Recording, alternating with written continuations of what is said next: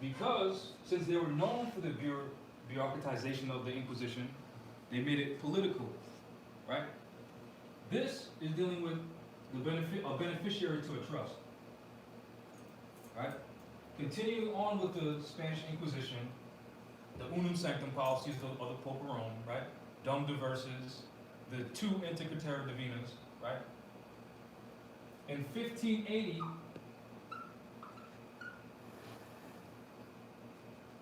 this was created, right? After this. And then it was altered again in 1666. So again, when you do research on the Spanish Inquisition, you'll see something called the Encomenda system. I'm not sure if I spelled that right.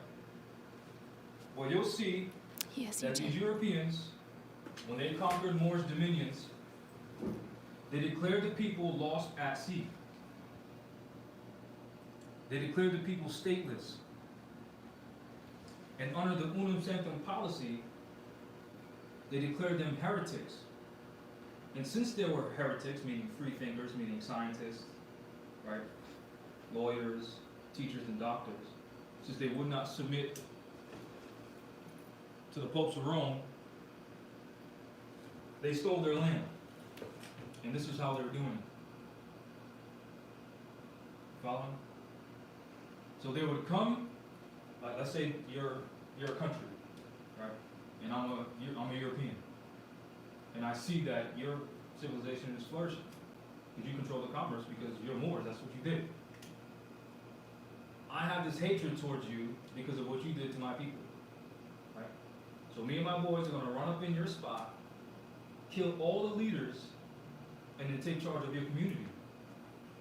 And we're going to say we're doing it in your benefit. So we're going to kill parents, right? Now their children are orphaned. So now we're going to take care of their children for their benefit. So now we're going to remove you of your culture of science, right? Agriculture, right? Botany, right? Learning how to farm, astronomy, astrology. And now we're going to teach you whatever it is that we want to teach you to ensure that we stay in power. That's all that is. Tracking? Mm-hmm.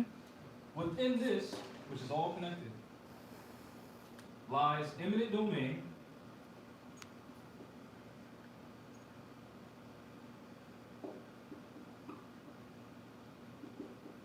and the 14th Amendment.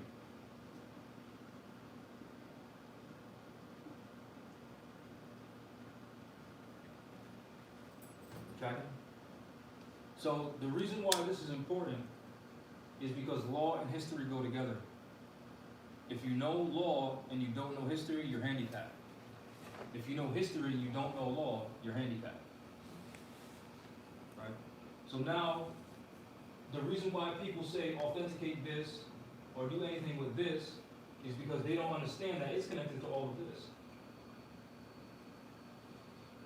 If, going back to when I said I'm European and that's your land, if that's your land, what process do you need to jump through to farm on your land? You just do it, right? Because if you're at home and you're hungry, you want something to drink, you just go to the fridge, right? And you take your water and you drink it, right? If this is your land, what type of hoops do you need to jump through to do business? Right? Mm-hmm. What do you mean you got to register your business with someone else for you to do business? Right? So now, also dealing with that and registering business and all that stuff, getting licenses, that's also connected to this, this, and this.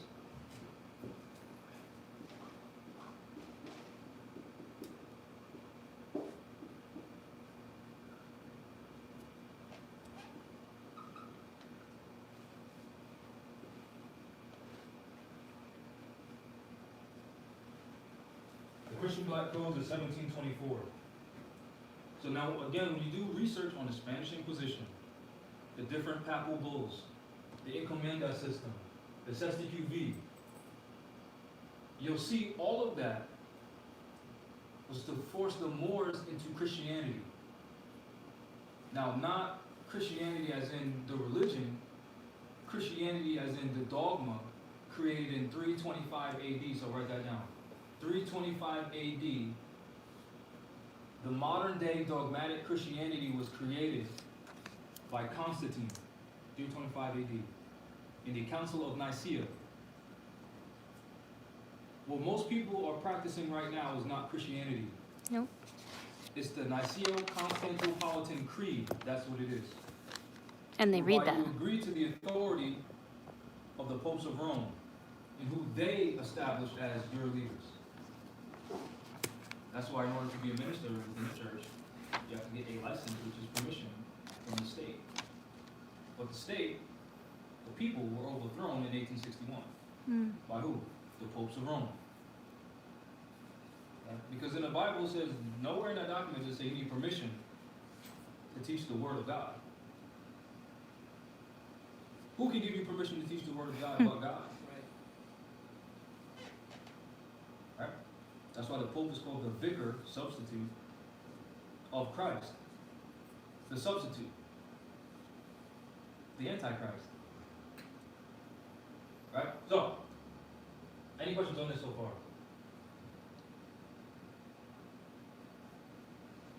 Great. So now this is just half. Not even half. This is just some of the information. Because now, while the Inquisition and Crusades were going on, and the Moors were teaching Europeans how to be civilized, there were also Europeans who didn't want to wage war with us. Right?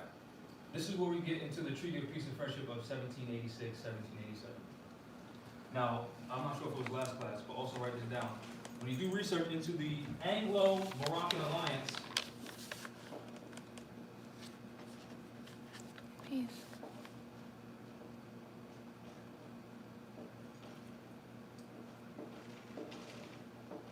the Anglo-Moroccan alliance, you'll see that the Queen of England, Elizabeth I,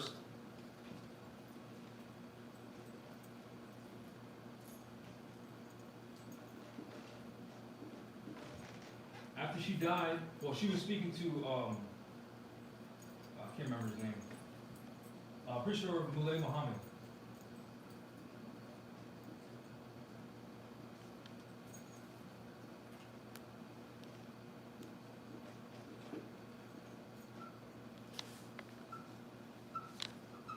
So the Sultan of Morocco sent an ambassador to England to speak with the Queen of England in regards to commercial negotiations between England and the Moorish Empire. At that time, Spain, the same people that waged war against the Moors, were in control of the Mediterranean because they pushed the Moors out of Spain, right? So Elizabeth and the Sultan of Morocco were trying to do business with each other, but the Moors had already captured European slaves. So during these negotiations, you'll see when you just do research, you'll see that the Queen and the Sultan were trying to negotiate terms on the immediate release of European slaves within England's dominion, right? You also see where they're trying to establish an embassy in England. So once she died 1603 and the Sultan died around the same time, once King James I came into power via the Treaty of London,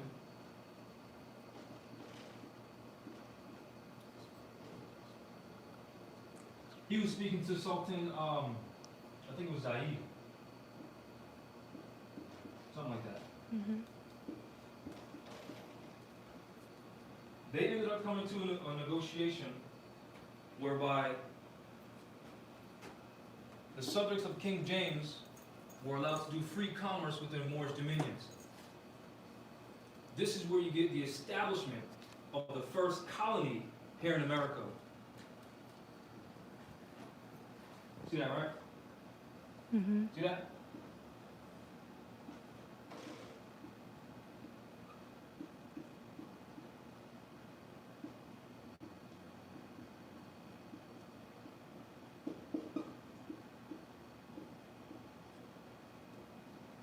See that, right? Mm-hmm. Because of this relationship with the Sultan of Morocco, they were able to have free subjects in America. See that connection?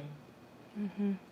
They'll just tell you the Crown of England created a charter for the colonies in America. How? Based on the negotiations and permission of the Sultan of Morocco. That's how. Right? Then you'll see later the various, and you'll see different negotiations with different European crowns and different establishments of different colonies under different jurisdictions, but they're all European. So you have some European colonies here under the Crown of England, some under Spain, some under the French. But all of those monarchs were speaking to the Sultan of Morocco, and you'll see that. Once you just do research on English treaties with the Moors, or European treaties with the Moors, and you'll see, after a negotiation, there's an establishment of another colony. That's the part that they don't want you to know. Because these people had dark skin. These people weren't sent from nowhere else. They were already here. Right? This is why they teach us that we're Negro, blacks, and colors, so we don't look up the name Morocco, because we don't even connect to that. We don't look up the name Moors, because we don't even connect. We've been told we're black and African. What are you talking about? Right? And then we get this BS image that, oh, these people are pale-skinned Arabs. That's because you don't know that during your Barbary slave trade, you were mixing with them, and now your heirs look like that. And since you denounced them, they took sides with the Europeans and waged war against you. Stupid. That's like, you and I have a son, and then since you're a little bit lighter than me, my son's lighter than me, I'm like, yeah, you ain't more, and I just abandon him. So he's gonna grow up saying what? F my dad, right? Mm-hmm. So then when he sees people fighting against his dad, he's like, oh yeah, I'm with them. It's that simple, right? So now, after the establishment of different European colonies here in America, the different European crowns were treating those Europeans here in America poorly. One of the things that they were doing was they were taxing the Europeans here in America without representing them. So they wouldn't take any elected officials from the colonies here and send them to the parliament in England or in Europe to speak on their behalf. They would just enact legislation that has nothing to do with them, but it affects them. You get what I'm saying? You sure? Mm-hmm. You positive? Because this is Yes. very important to understand the foundation of the United States. Say it and one your more time. relationship with them.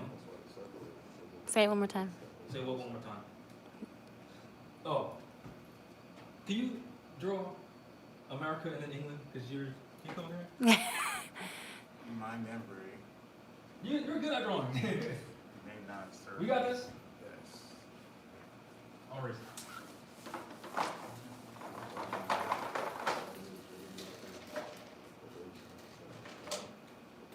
You said in England? Yeah, just draw, please, America and then Europe. Oh. Italy's got a boot. Ellie. Look, if my memory serves, look at this guy. Seriously. So quick. Florida. Sorry. That's okay. No That's- worries. That looks so normal. His would have looked like a circle. Yeah, mine would have been a box. He would have actually Mine drawn. would have been a circle. This is America. This is Europe. He would have just drawn a turtle. Yeah. Yep.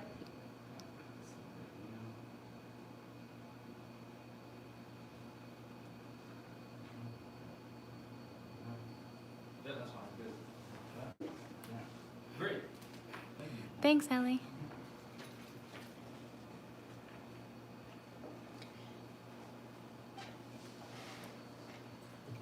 Just so you know. This is not the scale at all. But due to the different negotiations between, again, King James I and the Sultan of Morocco and Queen Elizabeth I and the Sultan of Morocco, different European colonies were established, right?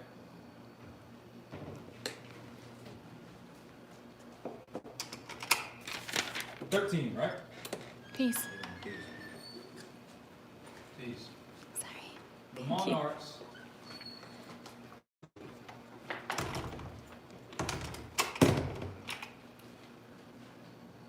of, alright, so let me just do this.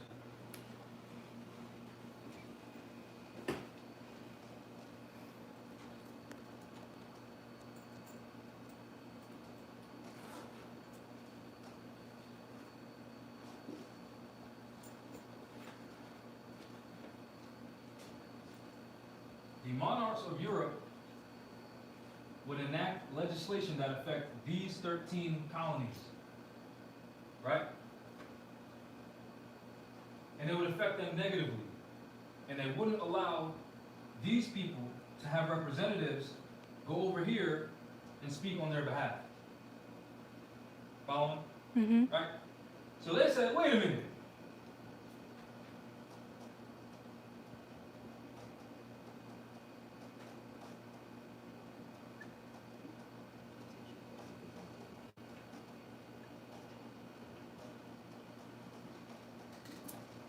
Right? And then they waged a war Mm-hmm. with them. The British are coming, the British are coming.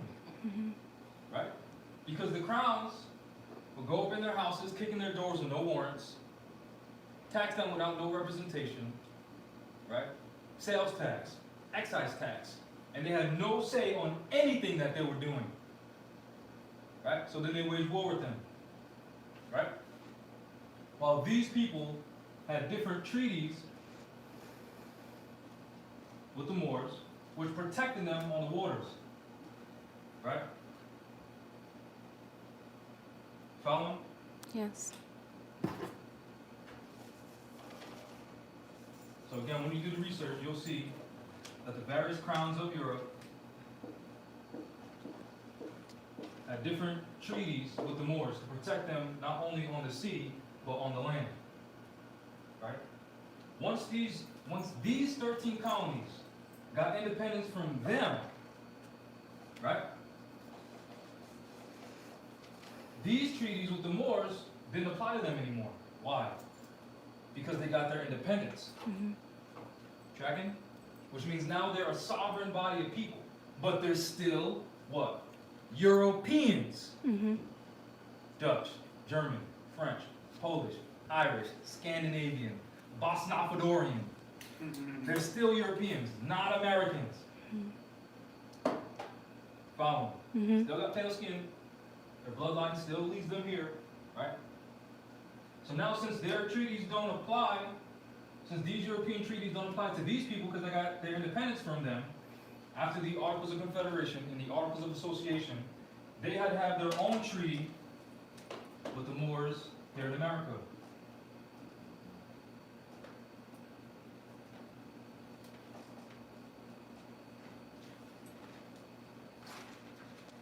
To protect them on the land and the sea. Why? Because at the same time, other crowns who didn't have treaties with the Moors were waging war with the Moors. Now, how do you tell the difference between one pale-skinned person and the other one? You can't. The only way to do so is their political allegiance, Mm-hmm. their nation, Mm-hmm. their nationality, right? Mm-hmm. Because you know they say all so-called black people look alike, right? Then they say all so-called Asians look alike, right? Mm-hmm. But you can distinguish them by which national flag they hold. Mm-hmm. So if the Moors have a treaty with China, and then they see a ship without the Chinese flag, they're like, hold on, who are these people? So you'll see different European ships from these colonies were being seized by the Moors. This is where you get the creation of the Star-Spangled Banner. With the 13 stars in a circle, and the 13 stripes. We went over To that. distinguish these Europeans not waging war with the Moors between these Europeans waging war with the Moors. Again, when you do research, you'll see that. You following? You sure? Mm-hmm. So then,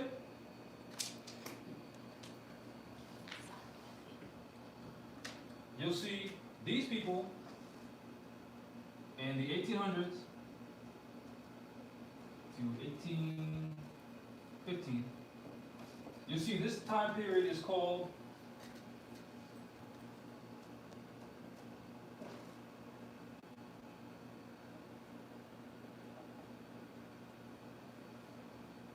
the Barbary Wars. The Barbary Wars. Barbary means Moorish. Remember the Barbary slave trade? You see the war, 1812 in Mexico, same time period. You see Haiti's independence, 1805. Right? Hmm. That time period is called the Barbary Wars. So who are these people? Moors. Moors. Who are these people? Moors. So now let's go back to what the prophet said. This is chapter 45, the divine origin of the Asiatic nations. The fallen sons and daughters of the Asiatic nation of North America need to learn to love instead of hate and to know their higher self and lower self.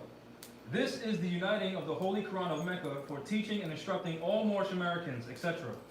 The key of civilization was and is in the hands of the Asiatic nations. The Moors, who were the ancient Moabites and the founders of the holy city of Mecca. The Egyptians, who were the Hammatites and the direct descendant of Mizraim. The Arabians, the seed of Hagar, Japanese and Chinese. The Hindus of India, descendants of the ancient Canaanites, Hittites, and Moabites of the land of Canaan.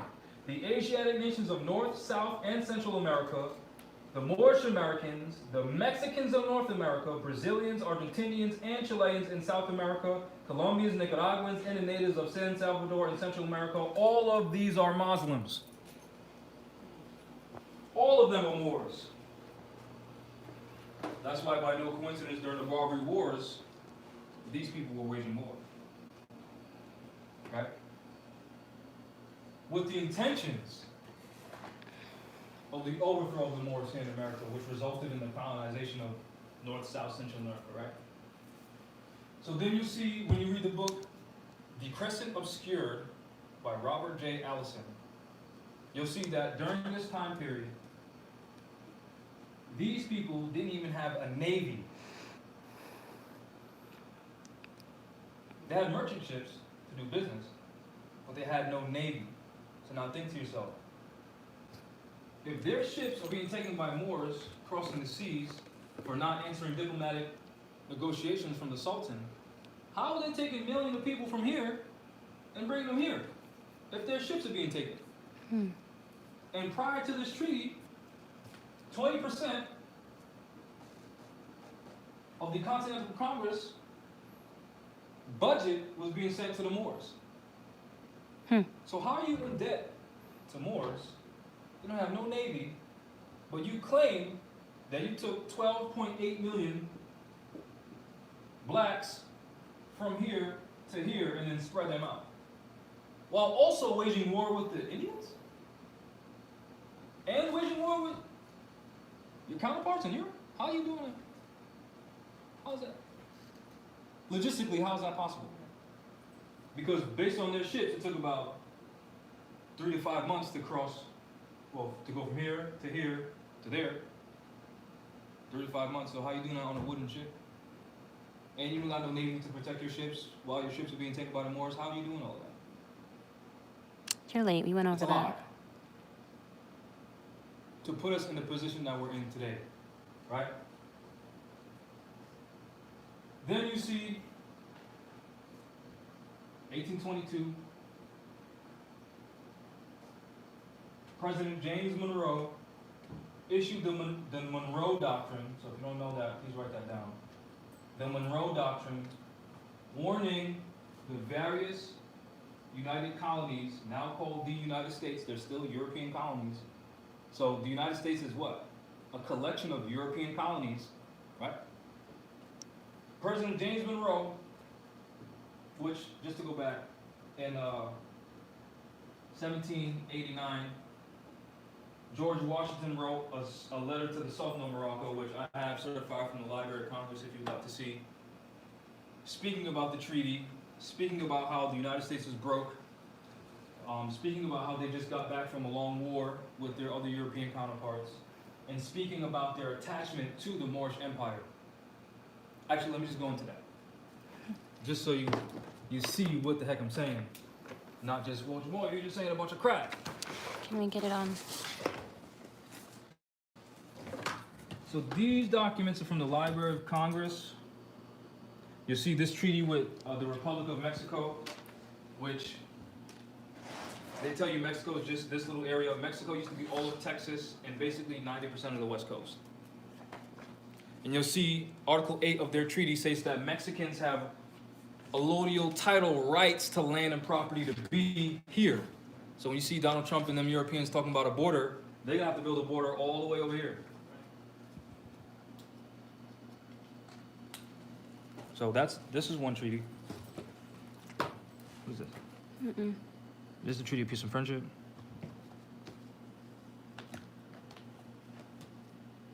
So that's a Mexican-American treaty?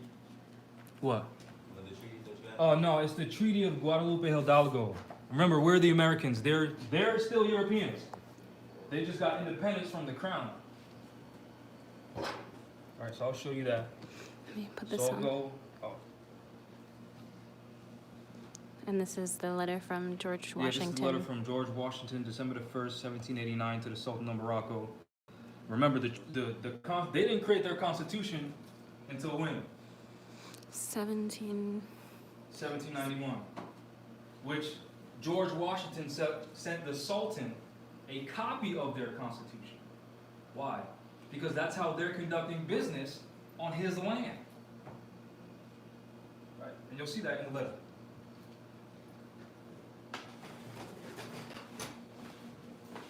As you can see, the seal is from Congress. This isn't my seal. Right, that's not my signature. This is from the Library of Congress. That's it handwritten.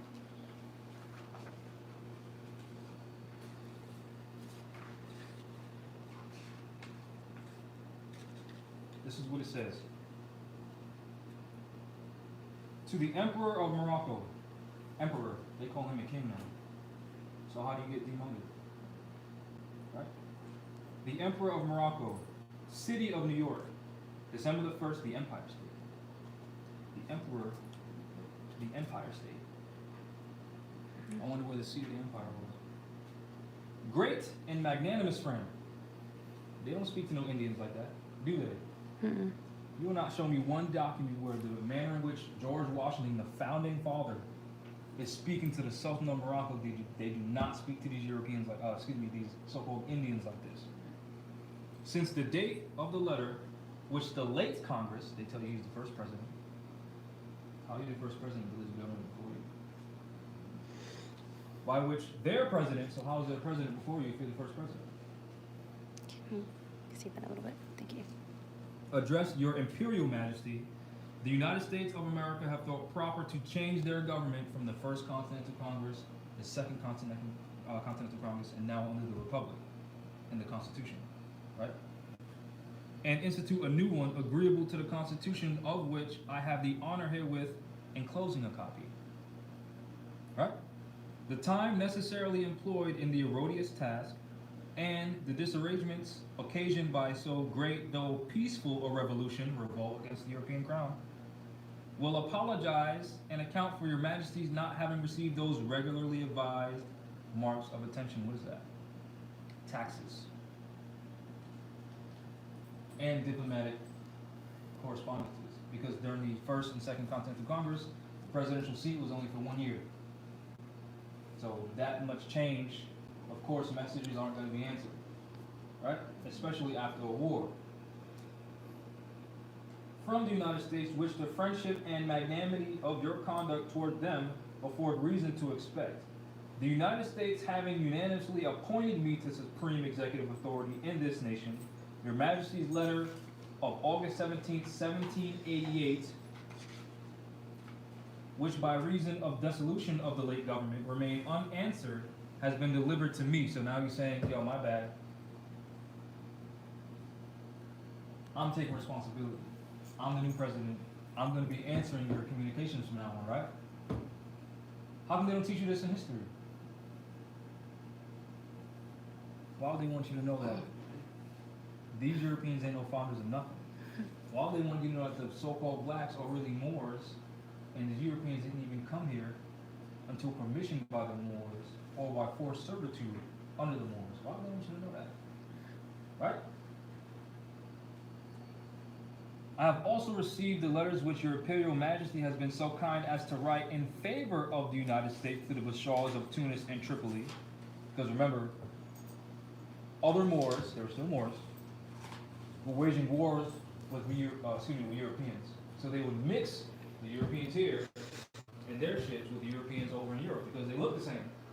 So the Sultan was saying there's a distinction between those people and these people. They're trying to engage into peaceful commerce with us. Those people still waging war with us. So don't stop tripping. Because you know we do. To this day, our people be tripping. Hmm. Right? And I present to you the sincere acknowledgments and thanks of the United States for this important mark of your friendship for them. We greatly regret the hostile dispositions of those regencies, talking about Tunis and Tripoli, towards this nation, talking about the United States, who have never injured them. So they're saying we weren't issuing those orders, that was the crown. Right? It is not to be removed on terms in our power to comply with. Within our territories there are no mines, either gold or silver. And this young nation, just recovering from the waste and dissolution of a long war, have not as yet had time to acquire riches by agriculture and commerce.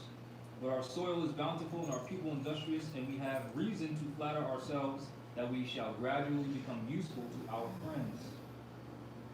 The encouragement which your majesty has been pleased generously to give to our commerce with your dominions. What is dominion? Lands.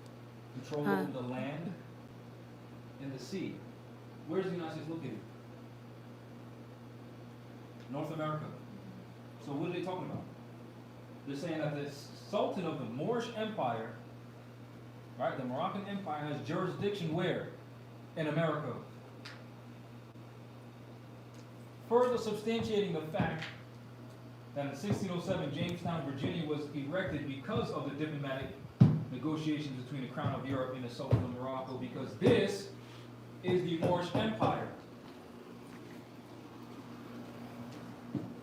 The punctuality with which you have caused the treaty with us to be observed, and the just and generous measures taken in the case of Captain Proctor, which when you read the treaties, it was saying we'll release captain for captain, slave for slave, freeman for freeman, ship for ship. Read the treaty. Make a deep impression on the United States and confirm their respect for and attachment to your Imperial Majesty, which means what? The United States is what? An attachment of the Moorish Empire. Now pull out a so-called $1 bill. Who got a one so-called dollar bill? I'm going to show you the attachment of the United States to the Moorish Empire. That's rough in these streets. I didn't even bring my bag. This is the Moorish Empire. This is the United States. This means that they're one. That's their attachment to your Imperial Majesty. The top of the pyramid being taken off, which means there's no head running this government. There's no sultan. Why? Because these people put these people under subjugation by saying, you're black, you're Negro, you're colored, we brought you over here on a ship, you ain't never gonna be shit, you ain't shit, and we're gonna remind you every February that we're willing to put dogs on you, we're willing to whip you to maintain this structure of power. This is the Great Seal. That's what says Great Seal right on it. Sorry. This is the seal of the United States which the president uses to speak. Why? Because he can't use this one. Why? Because only the Sultan can speak under this seal. Once the head is attached to the body. Willie Lynch letter. Take the mind, leave the body. Right? Then you see the shadow of the pyramid. When you turn it upside down, it makes a 7. Can we see And what's in front of the Holy Quran that the Prophet established? The circle 7. Then what do you see in South America? Pyramids. What else do you see? Big stone heads, 12 tons, big noses, big lips, wearing What are turban you wrapped talking about, man? fezzes. They kind of do look like it. Big old 10-ton head. Olmec, right? And then the prophet would tell you that the divine name of Africa was Amexem. Then when you study linguistics, phonology, morphology, transliteration, etymology, you'll see Amexem. You can get Mexico from Amexem. You can get Al-Moroccan from Amexem. You can get Old Amexem from Amexem, where you get Old Mech from. This is why they needed to teach us that we're from somewhere else, so that they can maintain administrative control over our land through different bureaucratic, political, inquisition operations like the birth certificate, the IRS, taxes, licenses, driver's licenses, business licenses, all of which are parts of the Inquisition operations to keep us in servitude, period. What nation of people goes to another nation of people for permission to do anything? When's the last time you seen a Japanese person register their business under the Chinese government? Unless they were in China. When's the last time you seen a German get a business license from France, in Germany? So why are the Moors in Morocco getting permission to do anything by the Europeans here in Morocco? The reason is we don't know this is Morocco. We don't know that a license is permission. We don't know that the license is part of the Christian Black Codes of 1724 that most of us don't even know about. And those who do, we were told, oh yeah, the 14th Amendment got rid of all that stuff. Now you're a U.S. citizen. But then we don't know about the proceedings and debates of the 90th Congress, First Session, Volume 113, Part 12 of June 12, 1967, stating that the 14th Amendment is unconstitutional, which is dealing with the President James Monroe Doctrine of 1822, where President James Monroe warned the Europeans here in Europe, saying that Inquisitionists from Europe were trying to overthrow the union that they had here in America. Then you'll see that that came to fruition in 1861 when Congress adjourned sine die, which means without day, which is really a coup, which resulted in the Civil War of 1862 and the assassination of Abraham Lincoln, 1865, after he established the Freedmen's Bureau, or the Bureau of Refugees, Abandoned Land and Freedmen, which now is the Rights of Indigenous People, in 1864. So they killed him in 1865, altered the 13th Amendment with its 20 sections, reduced it down to 2, made it so that slavery or forced servitude was illegal, but if you're a prisoner, it's all good. Which resulted in the prison industrial complex and the mass incarceration of so-called black people, which is really the Spanish Inquisition evolved into the democracy. Then when you look up the etymology of democracy, you see demo, destruction, ocracy, kratos, power. Then they got the so-called blacks to believe in the Democratic Party, which now you're funding your own what? Enslavement. And then since you agree, it's not forced servitude. You're just ignorant. Because you came to my Inquisition camps, and I taught you how to remain ignorant so that I can rule, and your people never will. Then they do things in the media.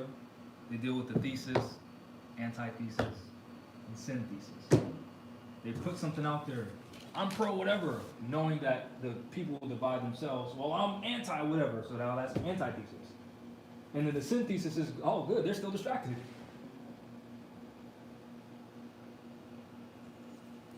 Right?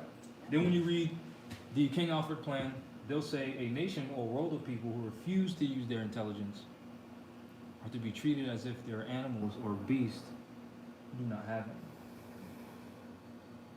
Then we see statements like Kanye West, slavery is a choice, because you're not using your intelligence. Because even if we think, all right, let's say they did bring us on a ship, there's 500 of us on a ship, how many of them? Nowhere near 500. Yeah, you might be chained up, but if I got chains right here, I can go behind you, put that around your neck, and murder you. Well, it won't be murder, it will be killing. Take your keys, because there's 500, you might kill 2 or 3 of us with those slow-ass guns that you got to reload, but that's 2 or 3. They got muskets, right? Mm-hmm. Yeah. I'd rather die trying to escape.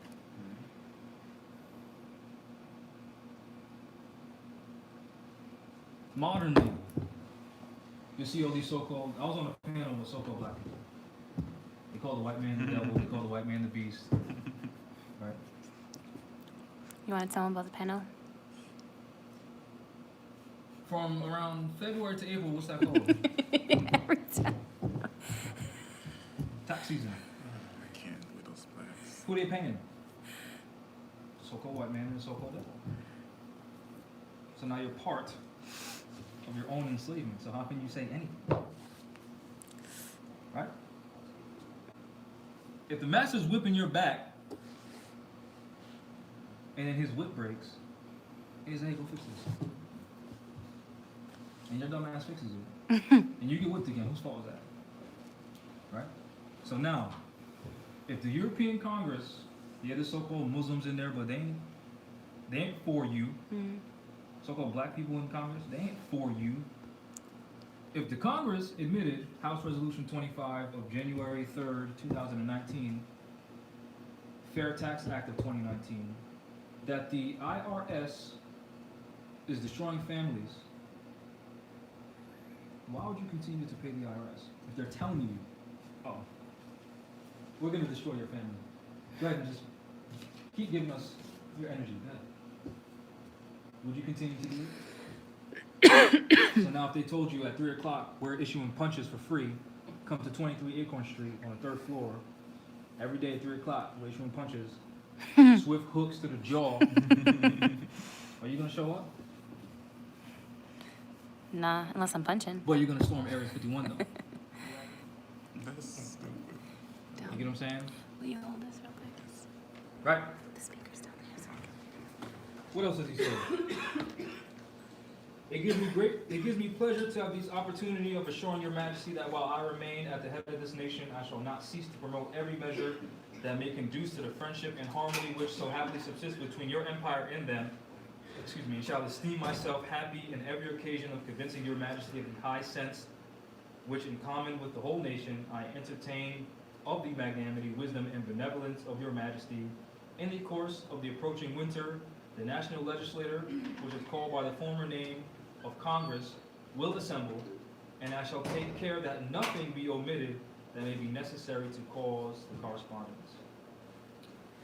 Then you'll see, after his presidency, Thomas Jefferson came up in the ranks, and you'll see in the book Crescent Obscure by Robert J. Allison, where Thomas Jefferson was trying to rally different European crowns to help fund the United States in establishing their position against the Moors.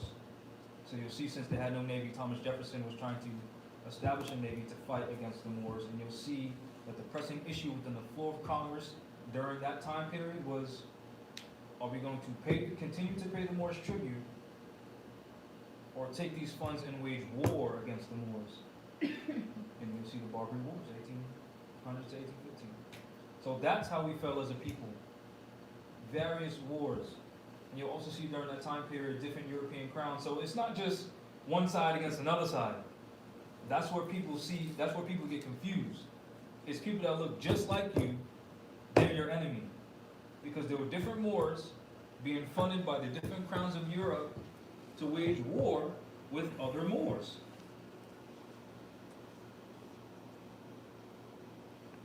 So this isn't just this is just side A against side B. No, there were various coups, internal overthrows, people dying. Mm-hmm. So if we think we're just going to say, oh yeah, I'm a Moor, I'm good. Oh yeah, I authenticated this piece of paper, I'm good. Oh, I got a EIN, I'm good. That's not how this works. Any questions so far? Yes, there was both my knees that cracked. Frederick Douglass realness. Somebody saying your hair looks like Frederick Douglass. Right? So now, do research on this.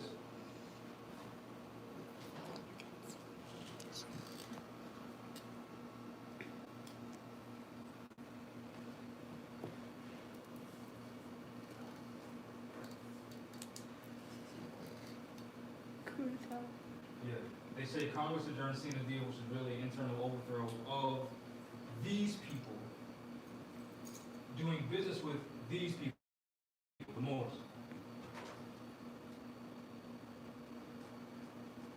This is why in their constitution it says where a state already exists, another state can't be created. Because two things can't occupy the same space at the same time. Right? And along the East Coast is a mountain, Allegheny Mountains, right? Which separates these people who need to be closer to the water so they can bathe because they stink, between the rest of us. Remember, we have to teach them how to bathe. That's why we put them closer to the water. in the Northeast, because it was cooler, along the lines of the European. So they won't They get leprosy, they get skin cancer, they can't handle the. So that's why in the Constitution says where there's an existing state, another state can't be erected because we were already here, so how can they be here as well? It can't happen. Right? You'll see 1861 again, the coup, which you can see evidence of that also from the Library of Congress, different newspapers at the time. They admit that there was in fact a coup. I think it's in my second book, You want me to get it? the Daily Registrar. No, it's fine. People can look it up. You'll see that there was a terrible plot discovered. They had to re-elect Mr. Lincoln on the Republican platform because the democracy was doing dirty things. You see different people were assassinated, etc., etc., etc. Then after they assassinated Abraham Lincoln, they moved the seat of power to Washington, D.C., District of Columbia by the Act of Congress 1871. That's what was happening. So I had to go through history to show you the buildup of how we're in this position. Because we didn't just get, oh look, you're in slavery now. That's how that happened. So you see the Act of Congress 1871, also known as the Reconstruction Era. This is when it was created the fake Indian treaties that don't exist. They'll show you, this is what the liars, the so-called Indian chiefs, the liars, who are really Moors, they know it. They'll say the Europeans got a treaty, the United States, this is what they would say. The United States got treaties with Indians in the 1600s. Now, if you don't know history, you're going to see that and just accept it for value. But here's a question. When did the United States get their independence? You got to know the exact date. 1700s. So that means prior to the 1700s, they couldn't enter into treaties because they didn't exist. So how did they have treaties with the Indians in the 1600s but they didn't get their independence until the 1700s? Because they know the masses, most people, don't know history, don't know how to read, and haven't been taught critical thinking. So we're Indian. I got the mohawk. You see, I got the mohawk, so I'm Indian now. You see, I got the clothes, so I'm Indian now. I got my tribal ID, tribe means family, with a number on it, which is just like the social security number. But you know, so that makes me Indian. Come to the powwow and come dance in a circle and do nothing. Well, it doesn't do nothing. Because you know, you're jumping up and down, you're moving, you're getting the blood flowing through your body, so that's why you feel so good. Right? It's like when you go to church and you feel the Holy Ghost, you start jumping up and down because you're breathing. That's why you feel so good. And So you go to the these acoustics. places to feel good, yeah, and the acoustics, the vibrations. The You go to notes these and the places to tones. feel good and accomplish absolutely nothing. That's why you see on Brown University they said something, take a stand. This is Pokanoket land. How come you're not teaching people about adverse possession? The right to reversion. How come you're not teaching them about Rhode Island general laws? They recognize adverse possession. That's because these dirty ass Indians, look this up. Because this is part of this. Because it's a continuation, it never stopped. Look this up. It's in my second book.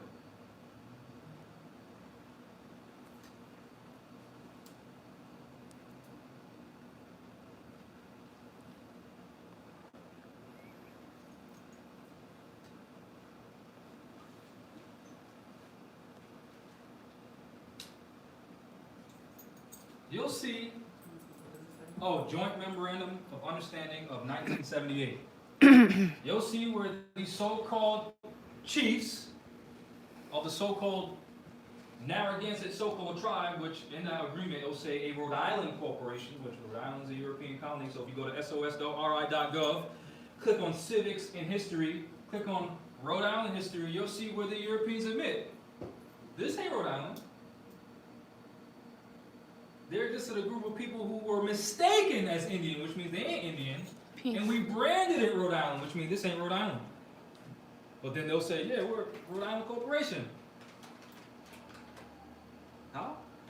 Right? you'll see that the Narragansett Tribe of Indians is really a Rhode Island corporation, and that only those members who are descendants of the roll, 1880 roll, those who agreed to sell out can receive the benefits of this. They agreed that they're giving up 900 acres of their land, and they also agreed that the European laws of the European colony known as the state of Rhode Island apply to them and their so-called Indian people. Why? Because they ain't Indians. Then we go to caselaw.findlaw.com and look up Indian Ward. You'll see different federal cases where the United States admits that these that these Indians are wards of the corporate United States founded in 1871. Because they're ward. A ward is an infant or a person of unsound mind. This is America, not India, so how are you Indian? But since these people are in power, they're selling you out for benefit. And we got some information from 2018 or 16, where a so-called Indian chief put his thumbprint on a piece of paper, where the governor of Rhode Island, Gina Raimondo, a pale-skinned woman, appointed him to a position of power. How can a foreigner on your land appoint you to a position of power? Because he sold your On people your out. land. They can't. But that's the sellout. Sell out. So you see, it's not just the Europeans. It's us too. Right. Then you'll see, to further put us in bondage, you'll see the Federal Reserve Act of 1913, where they created the Federal Reserve Bank. And prior to that, you'll see 1911 to 1912-ish, or 1910 to 1912, the secret meeting held at Jekyll Island off the coast of Georgia, where the Europeans spent like 2 years formulating the foundation of the Federal Reserve Bank and its relationship to the popes of Rome under the secret treaty of Rome, which is really a continuation of the Spanish Inquisition, doctrine of discovery, unum sanctum, democracy's crap that we're suffering from.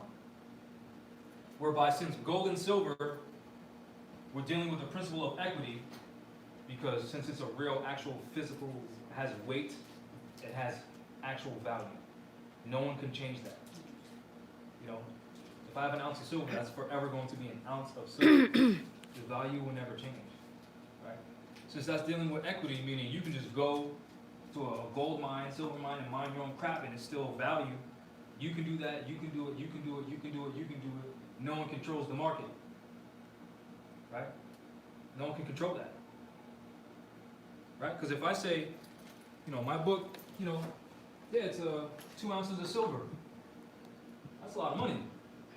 But if you know someone else selling a similar book, half ounce, now we're controlling the market value, right?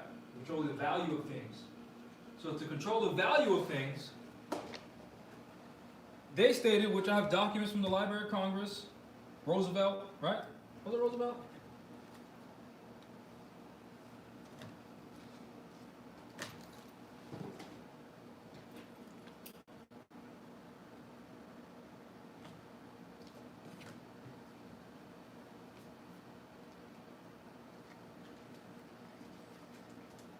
Yeah, Franklin D. Roosevelt, Library of Congress. He ended the hoarding of gold, the circulation of gold coin, gold bullion, etc. Which, you know, this is where we get the cash for gold stuff, steins that are still existing in today, right? So now that they can just print as much paper as they want, so they'll never be without. Because if you can just print as much paper as you want, you'll never be in debt. You'll never be broke because you can just print it at will. Right? Tracking? Then, since I'm an Inquisitionist, and I know whose land this is, and we're trying to suppress them, I'm going to make sure you're in with the game. So now you can be another company rising to power because you're agreeing to use my paper. Because you know as long as you use my paper, and I control it, as long as you're on good terms with me, you can be in power too. And if you do the same thing, you can be in power too. And if you do the same thing, you can be in power too, as long as you're recognizing me as the authority. And those who don't get with the game, those who don't join the Masonic lodges, right? Those who don't sell their soul, that's what you're doing. You're selling your morality. That's what you're doing. That's what it is. It's not some demon devil worship, it's you're selling your morality. You're inflicting pain on others so that you can benefit. That's all. It's not some you sold this devil guy on your shoulder. No, you know what you're doing, right? So if these people don't know the game, now they're the ones getting played. Now they're the ones paying your bills. And don't worry, it's not a bill, right? Because when they did this, they took on all the debt. This is where you get Title 12, subsection 411. So now there's no, since they already stated, we take on all the debt, you don't gotta jump through no hoop. They already made the claim. If I say come to class, class is free, right? If I say come to class, or class is 10 notes, then that's what it is. You don't gotta, well, now you gotta fill out this form first. No, it's not like that. They know that once the people catch on to this, the people are gonna force them, or are gonna enforce their obligations to satisfy all these debts. Right? This is how these Europeans are able to do it, because they have organizations, different Masonic orders, the Portuguese club, the Italian club. They do business with each other. So that their sheer numbers is what keeps them in power. So in order for us to be in power, we have to get our numbers up, not just the knowledge. You know, because a lot of us learn this stuff as individuals. We think, man, I gotta perfect this process. It's not a process. These people are empowered. They're not gonna allow certain things because that messes up their power, their credit, their credibility. Now they become the debtor. They don't want that. You know what I'm saying?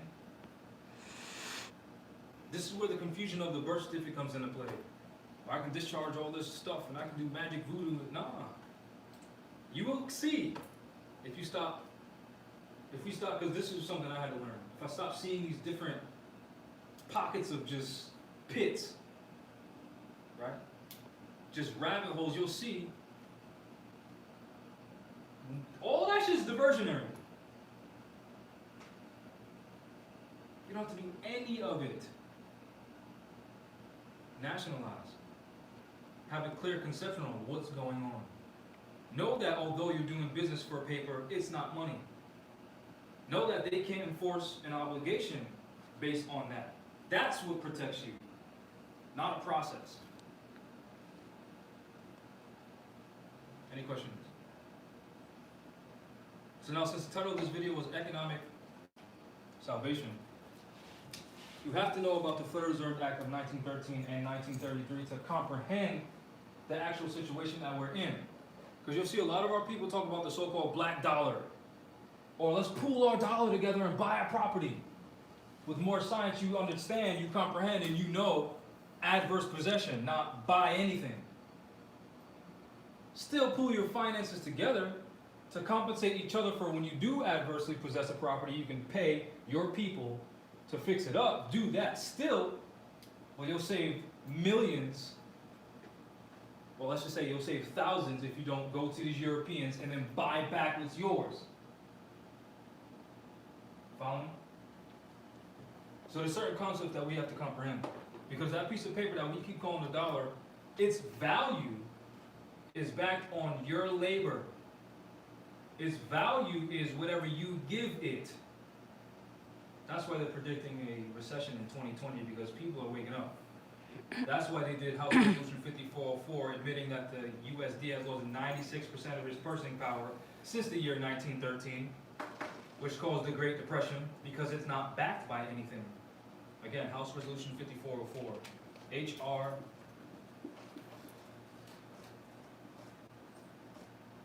So these Europeans comprehend karmic debt. They comprehend karma. So to avoid karma, they tell you, oh yeah, we caused that a few hundred years ago. We did that. Oh yeah, by the way, a recession's coming because of what we did. And y'all are gonna suffer, but you don't know what the hell you're doing. Because you think money makes you. That's not even money. You think paper, oh, I'm chasing the paper and getting a bag. You think that makes you. So since you think that, that is your God. So when it falls, you will fall.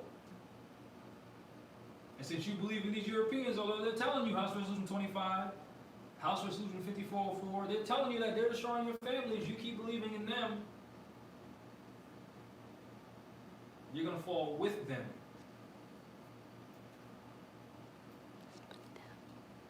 give me that? My hair's. You're cockatooing a little bit. Oh. Yeah. Right? Again, that fiat is backed by your energy. This is where bonds come into play and all that kind of stuff. But let's not try to get too technical because a lot of people don't even comprehend what a bond is. Actually, this is a bond right here.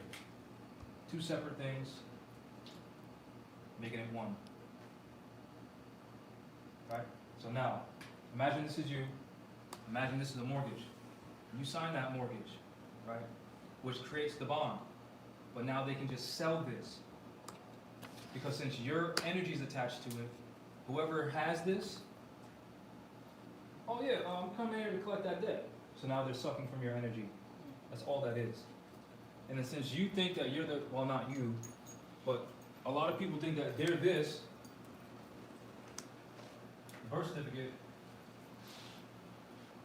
BERTH,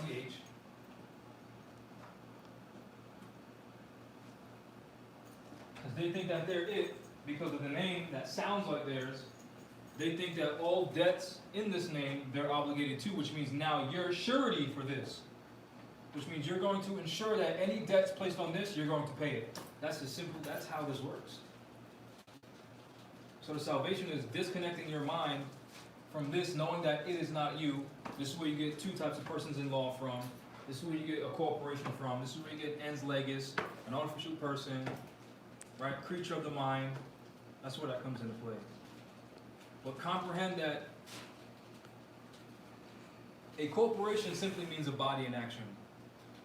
So if all of us come together and do something, that's a corporation.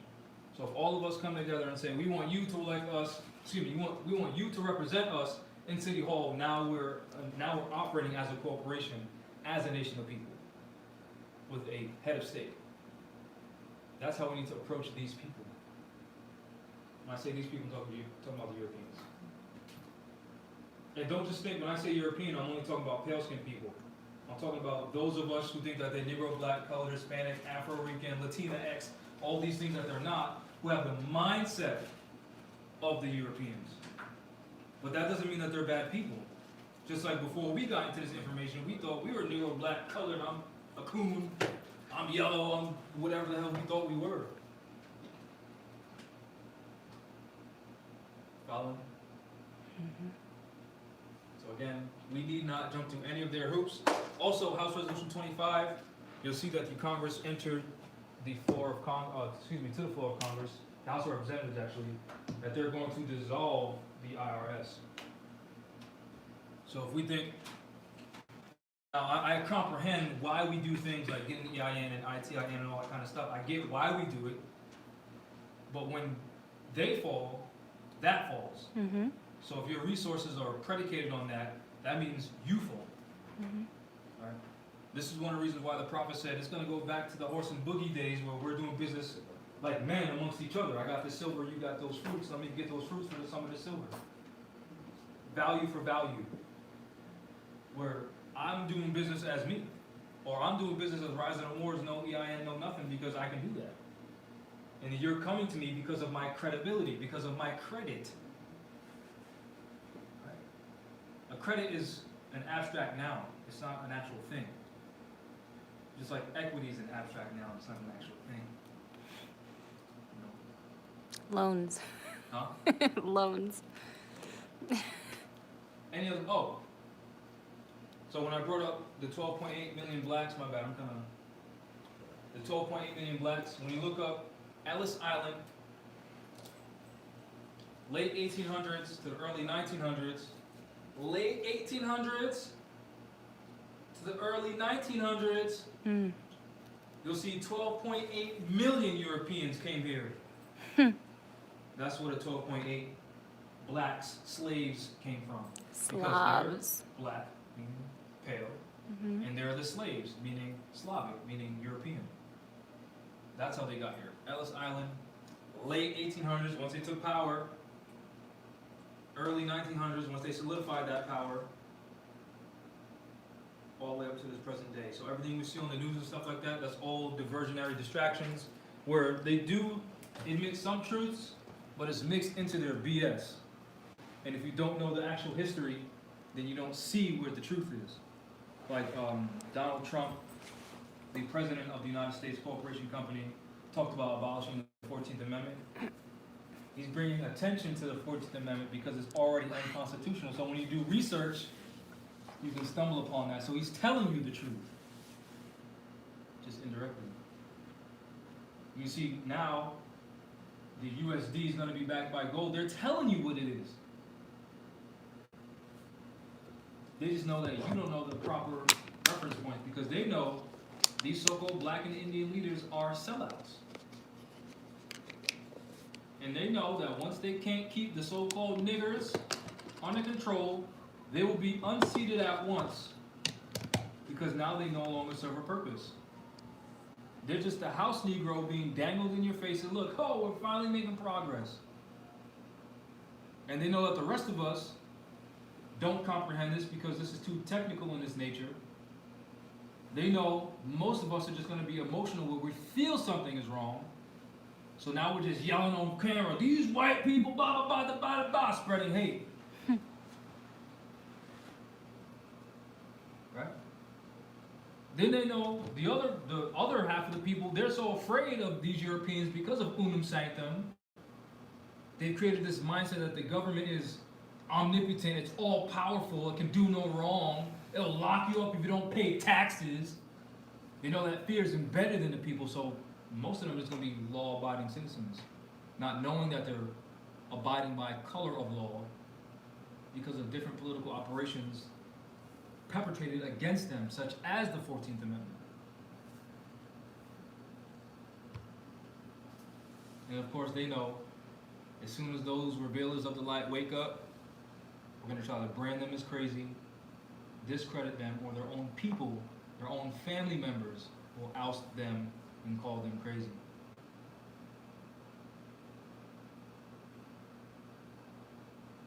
Any questions?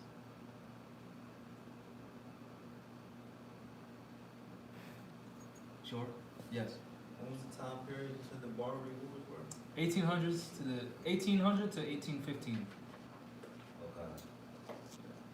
You'll see the War of 1812. Yeah, the renewing of the treaty was Yeah. after that. Yeah. Now is the time, chat, for all your questions. Jamal is not looking at the chat while the class is in session, so he can't even see what you're saying to him. So now's the time if you have questions. So now that we have a clear concept on what the United States is, can you be a citizen of the United States? No. Why? Because you're not European. Mm-hmm. Also why? Because the United States, after the coup of 1861, became a federal corporation, meaning it's not a country, it's not a nation, it's just a group of people no different than Walmart. So since it's no different than Walmart, can you be a citizen of Walmart? No. Can you be a citizen of CVS? No. Can you be a citizen of Domino's? No. Right? So now, to support what I just said, look up title. I already know most of you know. Title 18, Chapter 6, Subchapter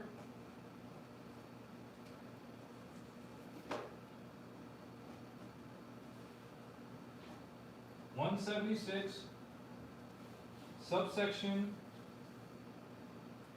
3002, I'll let you know in a moment. number 15A.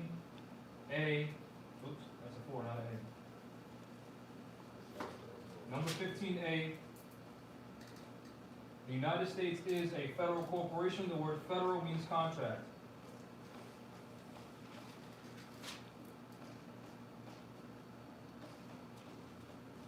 So can you be a citizen of a contract? No. Can you be a citizen of a contract corporation? No. But they needed you to believe that you were a part of it, so that everything that they do to you is not a violation of natural law. Because you agreed, mentally and physically. This is why they taught us that the 14th Amendment made so-called blacks citizens, and other South Americans and other nationals who come here can be naturalized via the 14th Amendment. Which when you read the other amendments, they talk about people and rights. When you read the 14th Amendment, it talks about person and privileges. Which then when you read law, you'll see that there's a difference.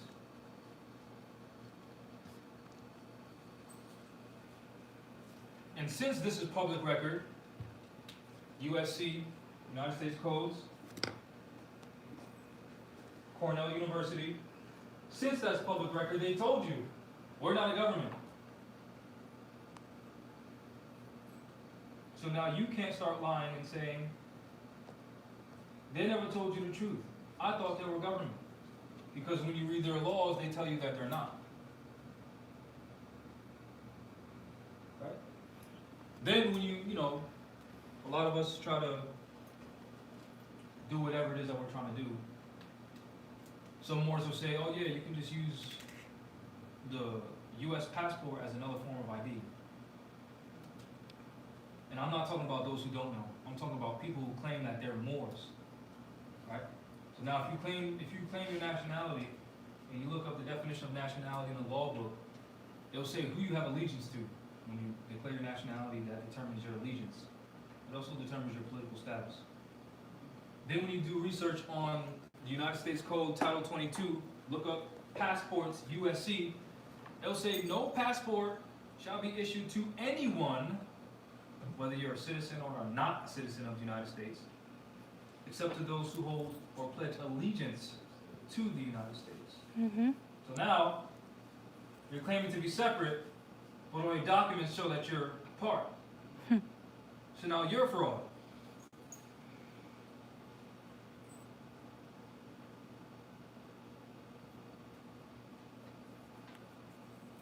But then we think,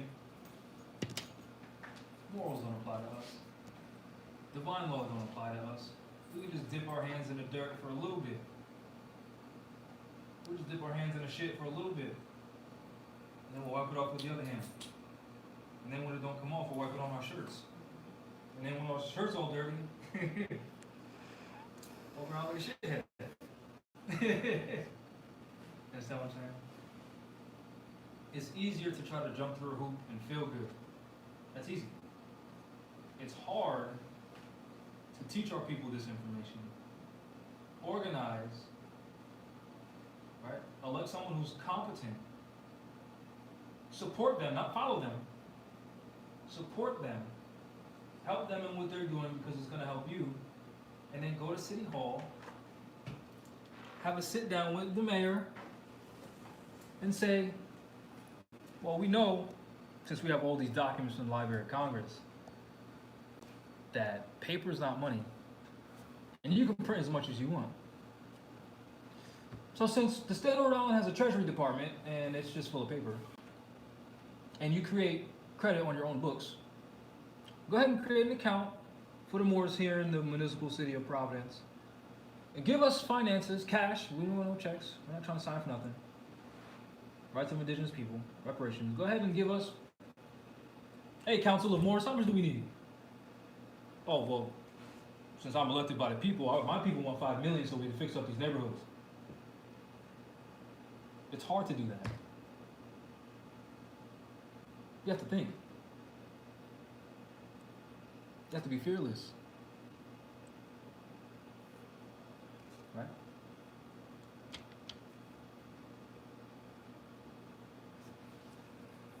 Then you gotta worry about bills. Not just fear, bills. How you gonna provide for your children, right? How you gonna take care of yourself?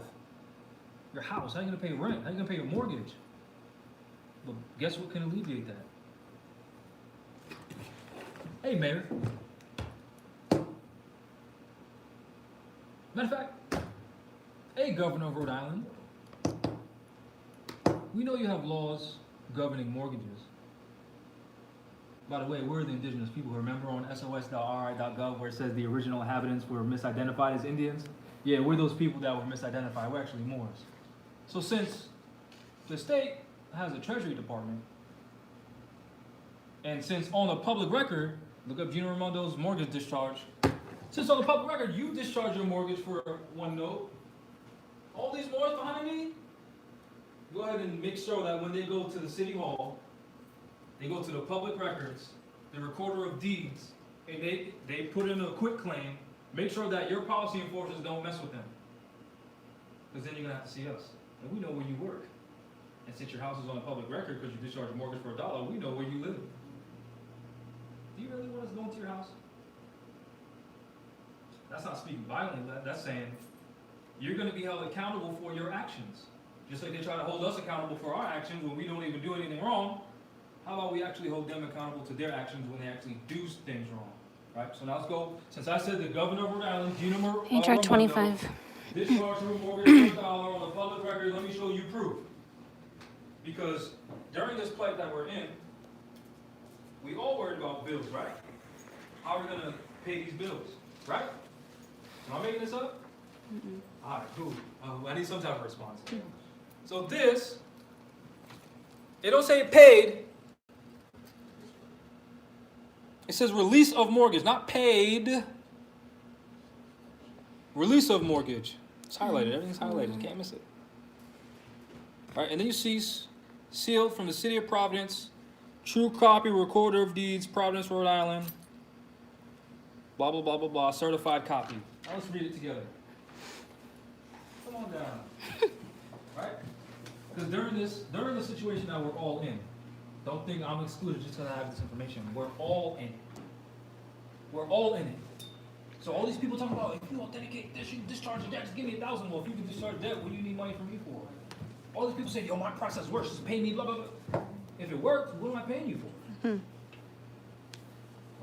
So this is what these Europeans do. Why? Because they're organized. Shit, sorry. So if we want the same rights that are rightfully ours, we need to be organized. This is what this says. Again, I'll show you. Feel it certified by them, recorder of deeds. Yeah, right? Nowhere on this document does it say paid. Nowhere. And when you look up her house, beautiful house. Around $700,000. Beautiful. This is what it says. Release of mortgage / deed of trust. They don't say paid. Know all men by these presents that the undersigned for and in consideration of the payment. Does that say paid? That's like, I'm selling this pen for $1. Right? Then you come to me and I know you because you're coming that fast. Right? Say, I consider the payment this is a morning. You just have it free. That's me discharging the payment. I considered it. In my mind, I considered the payment. But then I just gave it to you. Of indebtedness secured in the cancellation. Does that say paid? Cancellation of all the notes. Does that say money? Thereby secured and the sum of $1. Because, in order for a contract to be lawful, there has to be some type of exchange. The receipt whereof is hereby acknowledged, does hereby release, satisfy, convey, and quit claim onto Andrew K. Moffitt, who's the so-called first gentleman who's invested in the cannabis dispensary, and publicly saying no, we're not. But then Gina Raimoto's trying to pass the bills to legalize it because they're doing it behind closed doors. And Gina M. Raimondo, who just got reelected to governor again for a second term. Tenants by the entirety, heirs, legal representatives, successors, and or assignees, and assign all right, title, interest, claim, or demand whatsoever it may have acquired in, through, or by a certain mortgage / deed of trust bearing the date February 18, 2009. So she has not been paying a mortgage since 2009. And since she keeps it on the shh, well, yeah, just be quiet. Don't tell the niggas nothing. And we'll put you in a position of power of the governor. And what does her husband do? Nothing. He sells weed. Yeah. That's what he does. He sells weed. He owns a dispensary. He sells weed. She controls the state police, so they don't mess with her husband, drug dealer. Peace. Which, when you see this isn't white supremacy. This is the continuation of the Spanish Inquisition and crusades waged against the Moors to keep them in power. So publicly she'll get a mortgage, knowing that our people don't even know what the record of deeds is. They put something on the public record, so now it's not hidden, but they know you went to their school, so you don't know about this information. So while you're living, you're struggling to live paycheck to freaking paycheck. This is what they do because they're organized. So now your quality of life is shit. You're stacked in an apartment, stacked with people with crazy amounts of different energy. Or they get a big house, multiple rooms, and they get a good quality of life. Because they know this, but they not only know it, they're organized behind it. HR 25. That's how we can end it. Yo, you know what I know? Which I went to the state house, I think it was last year, just because, with the feds on, just because. Oh, I wonder what my house looks like. MTV Cribs. Yeah, and Gina Raimondo was doing a speech for a bunch of people that were into bees. So since that amount of people demanded a presence with the governor, she came out and she said something. Why? Because it is the will of the people alone that guides government. He's So the if reason will of for the people shaky says, cam. "Yo, Gina, Jeez. how come we're struggling and you're not?" Or any governor, it don't have to be Gina. The Wicked Witch of the West. Which when you look up the Wicked Witch of the West and Gina Raimondo, they kind of look the same. They do. They got the big ass nose. Right? The Wicked Witch of the West, why is it that we're struggling, living literally pay I'm not excluded from this. Paycheck to paycheck. How come you're living in a $700,000 house for $1? Since at least 2009. How many years is that? At least 9. So 9 years, you ain't paid. You paid $1 for 9 years, and they're not trying to foreclose on you. She didn't do a process. She knew. Did she authenticate her birth certificate? Hell no. She knew I'm part of this Masonic organization. Right? Go to the Masonic Lodge in Cranston, Watch. off of Broad Street. You'll see the Shriners Temple with the feds. And what will you see next door? You'll see the police practicing on motorcycles right next door. Mm-hmm. So now if the police are Masons, and they go to their club, right, chief police, not the regular guys, the high officials, right, who are in charge of the regular guys. If they go to your Masonic club, and you go to your Masonic club, and they're your Masonic brother, and if you keep them protected, and they keep you protected, and they put you in the position of governor, wouldn't you make sure that they have good lives? Because they're making sure that you have a good life? Since they're all in on it, right? Because in order to be a Shriner, you have to be a Master Mason. Mm-hmm. And they all got fezzes on. 'Cause I went in there, seen the Asiatics, they were looking at me weird. No, you're weird. Right? This is how they do it. It's not just because they know stuff and they went through a process. It's because they know things, they're well organized, they take oaths not to tell the so-called niggers who are really Moors so that they don't wake up. Right? And the scales of power shift where they belong. Any questions? Right now I'm just being a dead horse. How do you work without a social? Banjo L, you can watch the video, How to Work Without a Social, on the Rise of the Moors YouTube channel. Also, if you're openly hating that hard on his natural hair, the way it grows out of his head, you sound like a European and can go somewhere else. It's that simple, literally. And I find it interesting, like, you know, I'm not gonna, should I say his name? Who's?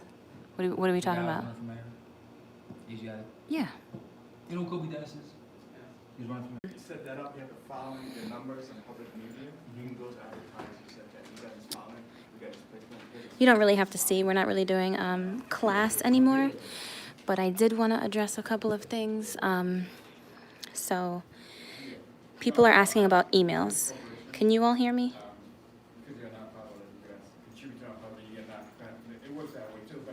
Somebody say something so I know you can hear me.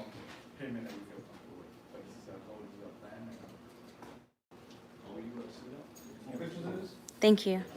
All right, so emails. Jamal gets waves of emails, and there's no way he's going to be able to get to them, honestly, all of them. Also, for free, mind you, he does all of this for free. This class every Saturday is free. All of those emails are free. He does have, on Wednesdays, a paid call for $25. It's $25 for the entire month of Wednesdays, so it's 4 Wednesdays, a total of 12 hours for 25 notes. Yes, please. 5. 25 notes for 4 Wednesdays, 12 hours, every single Wednesday from 7 p.m. to 9 p.m. And you can talk to him about any issues that you have. It's going to be a way quicker response than him getting back to your emails.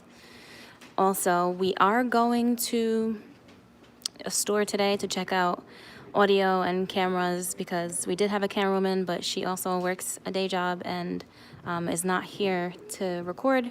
We're doing this on my phone, so we are going to be looking at cameras and audio.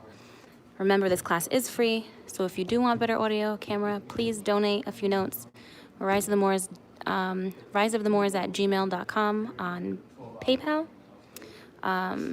That would help us substantially keep this going. And I had a few other things that I wanted to address. There is going to be an event in Port Arthur, Texas, coming up soon. The date is set for August, but the Wake Up Call panel was so successful that Jamal has invited them to his event in Port Arthur. So Yurima Karima has confirmed, Tazarapath has confirmed. We're trying to get Reset Islam on board. So keep an eye out for that date change and the event to grow bigger. Chicago. We went to Chicago. Peace. I follow you, by the way. We went to Chicago last year. We don't have any plans on going currently, but if you book Jamal, which you can contact me on, it's my free national name, Julissa Amura Adonai El.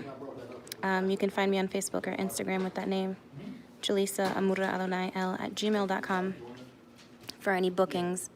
If you have a space, we can get them out there. Using their power that they have because of wars and everything. The whole world run by the Universal Postal Union. This is the Uniting of Asia. But if you use a stamp,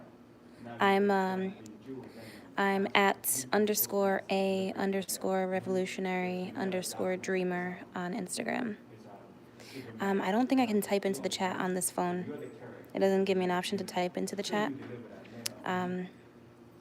Instagram, A Revolutionary Dreamer. If you go on the Rise of the Moors Facebook page, I'm all over the Facebook page. You'll see my free national name. that person's the grammatic community until he releases that mail. Or if you give it from a mail, so that if you Peace. release it verbally, then that template becomes the mail. If you fall on both jurisdictions, For your name correction documents, it's literally what you want it to be, Tommy Gun Rock.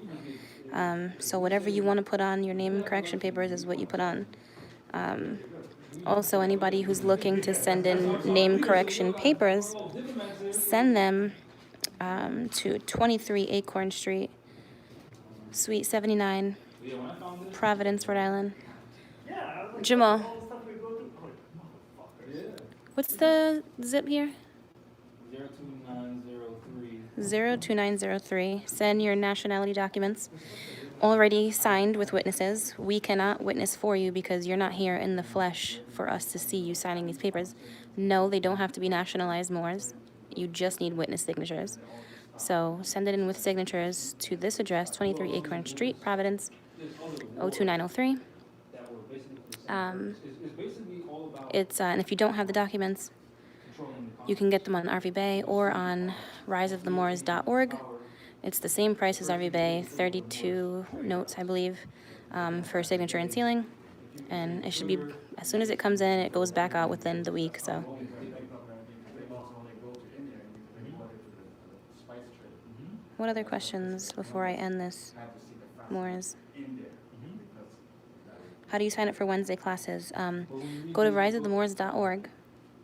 This is for Yaqub El. Riseofthemoors.org. Click on the menu button on the top right of the screen, the 3 lines at the top right. Go click on products. Scroll down to where it says services, and then you'll see under services the Wednesday group chat.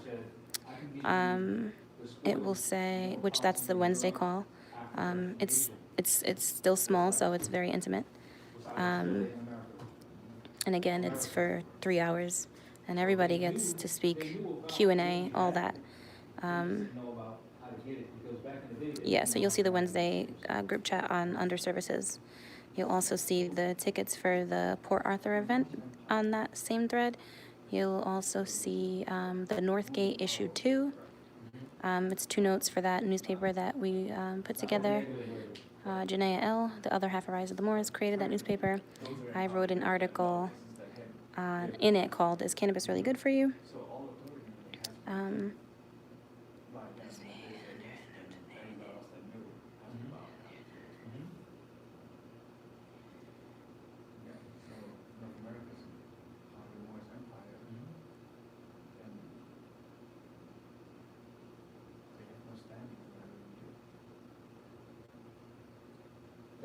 That's part theory, part metaphysical.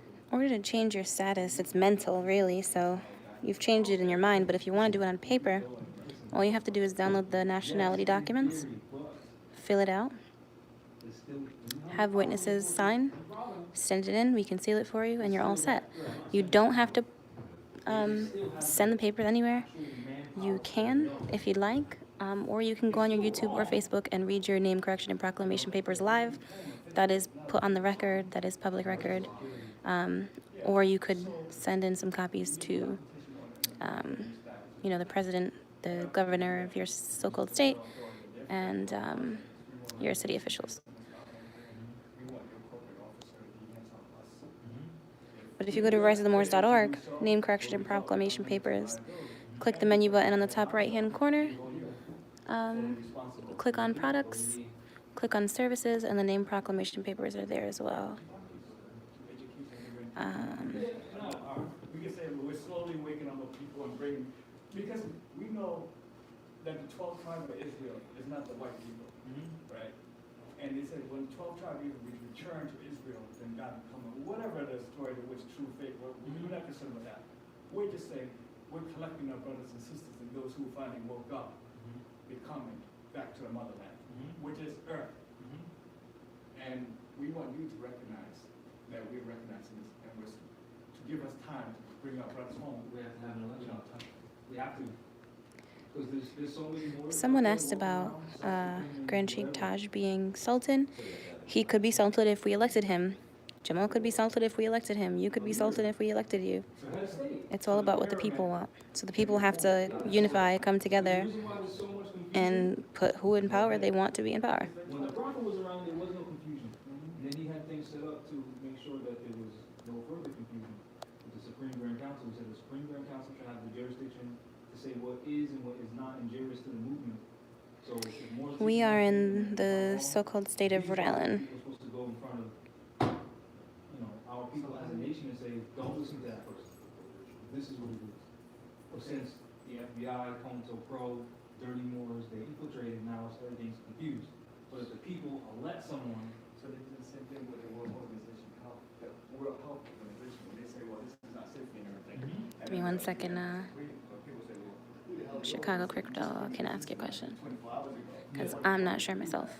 So in this case, you have to find a way to trace the head leader of the office back to the original bloodline So, out there. it's not. Again, people It's not always bloodline. who have sent him emails who are waiting on a response. Much quicker to get access to Jamal every single Wednesday from 7 to 9 p.m. on the group chat call. It's 25 notes. Sign up on riseofthemoors.org under products.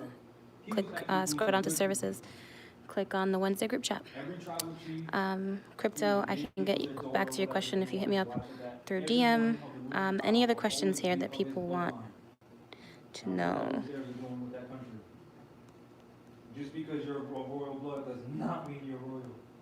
But because you have that royal bloodline, you can trace back to claim that authority. Yeah, but essentially the authority lies within the people. Yeah, so I was gonna say the foundation still goes back to Yeah. educate or you're uniting your Yeah. people. Yeah, because I'm saying like. Then once they know, they'll say, hey, I'm you need a claiming. Supreme Grand Mhm. Council. And Now, you can't trace your claim, authenticate your claim. It doesn't mean anything, but you can authenticate your claim. Now, hold on, but this is what the prophet said. I didn't tell you where I was born, and I didn't tell you who my parents were, so you don't do what you did to Joseph and Mary. Right. He's still a prophet. People still recognize him. He didn't have to prove his bloodline. His word, his works, and his deeds proved that he was who he said he was. This is where, you know, when they talk about Jesus in the Bible, where he was in the wilderness for 40 days, battling, you know, and the devil tempted him 3 times. Well, if you're really the Messiah, then prove it. Through whatever. He's like, no, my words, works, and deeds are going to prove my Messiah. You know, that's the authority. So how can I am not a Grand Chicas. we Jamal is a Grand Chic. mobilize, nationalize, unite the Moorish people to take back their power? A national election, a campaign. How doesn't do, it how, start with the mind first? We Of have to put course. people on that. of course, but how do politicians do it? They go on political. We are they go on located in the political so-called campaigns state and of they teach. Rhode Island, This is 23 what I'm Acorn Street, Boom. Providence, Rhode You know what I'm Island. saying? So why not even recognize the campaign? Say whoever has hereby the power claim your seat at your temple, show up at this location. You would just have Have your people center behind the it last and Wednesday. State your claim Mhm. and listen to Ryan. So you would, whatever, it's and probably best for you to sign up best one. the 1st of August, so that way you get all of the Wednesdays that month. The real, Actual sovereign. right, the actual sovereign. And those who have not wake up yet, their vote don't count. It's not like a ruling calendar thing. But like, you have to be, I know what you mean. yeah, but you Yeah, know what I'm they can saying? still participate, but We haven't figured out the kinks of that yet, so sorry. electoral college. Yeah, you take their structure Yeah. and you form your. Also, if anybody's interested, Jamal and I have been talking about groups or providing a couple of packages for classes.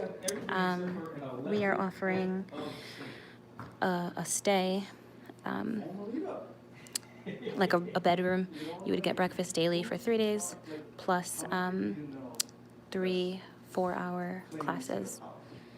And then we also are developing a package for 7 days with 5 classes and, you know, breakfast every day, and 4 4-hour classes, as well as with the 7-day package, you get a free book, free nationality papers if you don't have them already, Now you're talking about other incentives. So just keep that in mind too.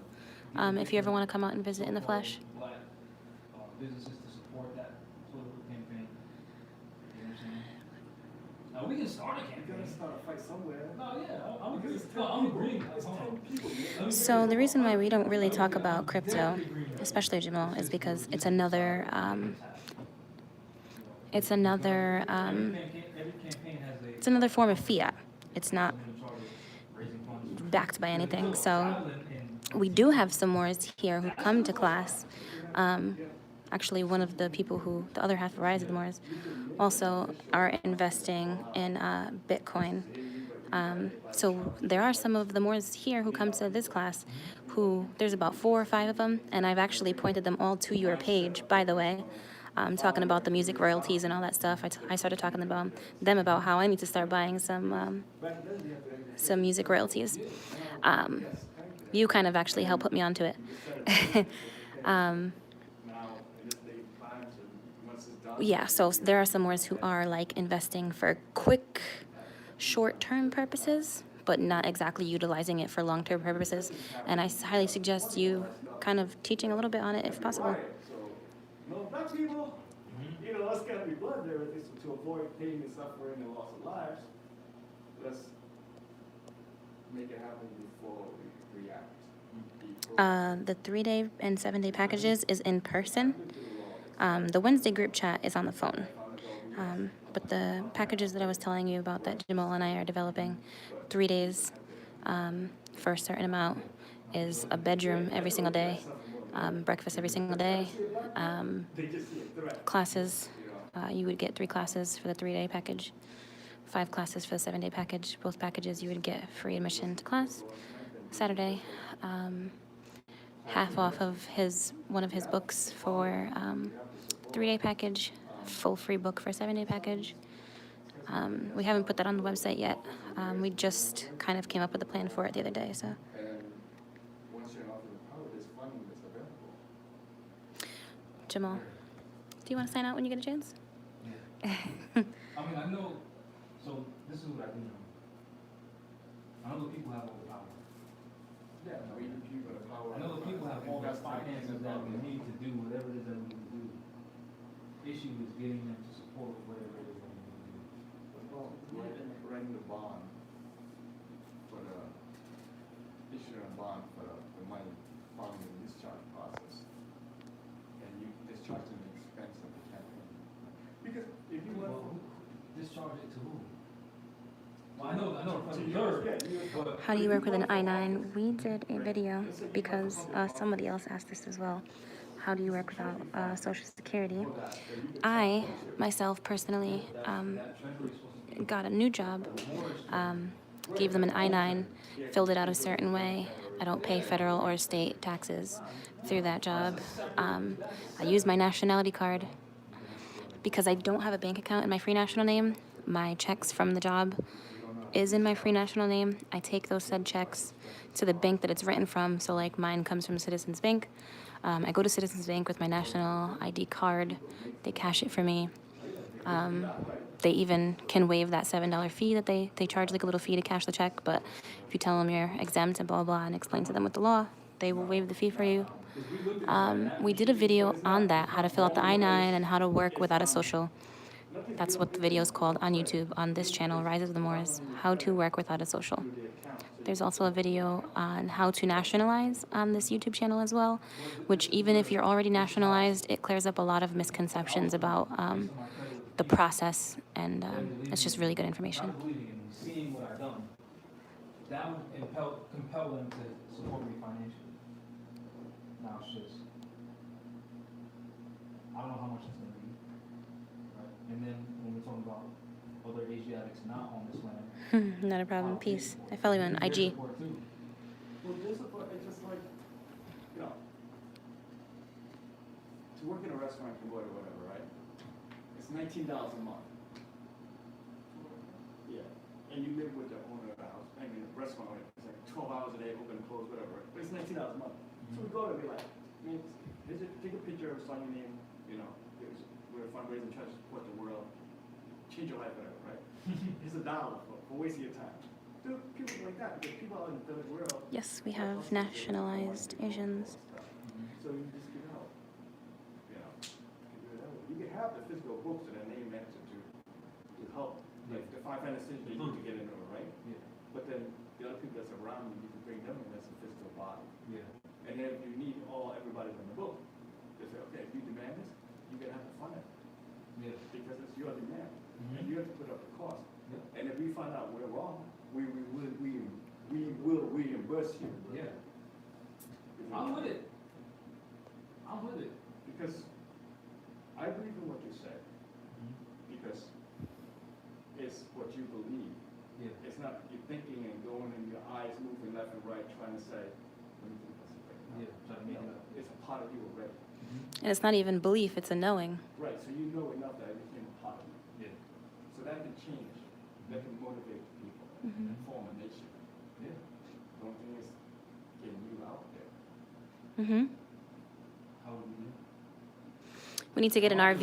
So, You got social media. I'm doing another Panel. in Texas. Nationality My papers. mindset, is that still live? Yeah. My mindset. Nationality papers are Huh? riseofthemoors.org. click on the three lines, which is the menu on the top right-hand corner of the page. Click on products, scroll down to where it says services, and then you should see nationality and proclamation papers there. They know, they have good information. Jamal does not have tags or insurance on an automobile. People need to be raised to a higher level of consciousness. There aren't Moors attending these so-called black events because of the word black.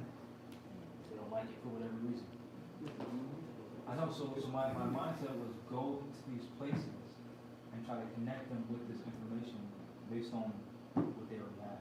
And then from that, that's also giving me exposure with people who've never seen me before, Mm-hmm. attracting me to this information, and Those- potentially leading up to a political. So you live, okay, we're looking at a campaign strategic marketing of your brand. You don't have to live up to what you're doing. Mhm. You could ride the coattail pre-existing leaders and pass the message. You could say, Jamal doesn't have a car. I have a car, and my car's not registered. It's none of your business, but they all got together behind him, right? And in each generation, there's a leader that grows up to spread the same message. Mhm. But the thing is, the message is not available. So to get the message available to the general public, it was you need registered, certain things. Mhm. So you could say, but I let it your go father's time, your grandfather's because I know that I don't need that. next. In our generation, our time, who is your leader? Who do you know? Who's willing to tell you the truth, Mhm. unedited? Mhm. And I believe I'm that person. And if you believe you want to know the truth, you want to wake up from the lies that's been spoon-fed to you, then this is what it takes, you know. If you could feed a kid in Africa for 50 cents, Yeah. and you could afford a cup of coffee, how much is a wealth of knowledge that can change your life worth? You need a speechwriter. Yeah. He yells because it comes and goes. Yeah, But- I know. but it takes, I know. It takes 3 hours to write a 5-minute. So, like, personally, my registration expired, but I never took the plates off my car because that's dumb. I could just skate around easier having the tags on, or I'm actually looking into getting Moorish plates. Jamal has had Moorish plates before as well. Your lifetime for that piece of valueless paper. What if there's a way? What if Also, you can set aside it's not your life, fiat, your family, notes, your family's silver, gold, any collateral that's actually has value set aside for personal insurance. And if you don't educate your children and everything, you're just raising another generation of slaves. Do Yeah. you want to see your kids as slaves? Mhm. And all you supposed to you got public access teaching, TVs and things like that. City Hall and go through it. Never said you And also weren't, make sir. a request for audience and put it in your speech. Mhm.